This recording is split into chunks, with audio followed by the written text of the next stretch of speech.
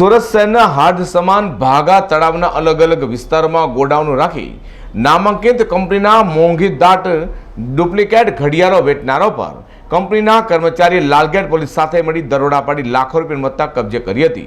તેને કારણે ભાગાતળા વિસ્તારમાં ડુપ્લિકેટ ઘડિયાળ વેચનારોમાં આજે ફફડાટ વ્યાપી જવા પામ્યો છે। લાલગેટ પોલીસ પાસેથી મળતી માહિતી મુજબ ન્યૂ દિલ્હી ખાતે રહેતા સચિન સિંઘને એવી બાતમી મળી હતી કે નામાંકિત ઘડિયાળો જેમાં સ્વેટ્સ, રાડો, ટીસ્ટો, ઓમેગા, લોંગિનિસ જેવી મોંઘીદાટ ઘડિયાળોની કંપનીના નામે સુરતના ચોક બજાર ભાગાતળા વિસ્તારમાં ડુપ્લિકેટ ઘડિયાળો વેચાઈ રહી છે।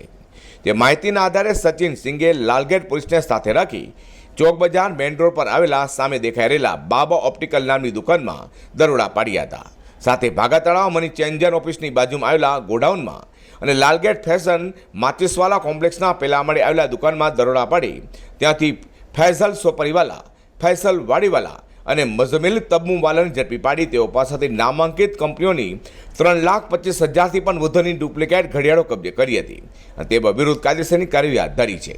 આમ ભાગાતળા વિસ્તારમાં ડુપ્લિકેટ ઘડિયાળો વેચનારા ઉપર હાલ લાલગેટ પોલીસે દરોડા પાડ્યા હતા, જેને કારણે અન્ય ડુપ્લિકેટ વેચનારા લોકો માટે ફફડાટ વ્યાપી જવા પામ્યો છે।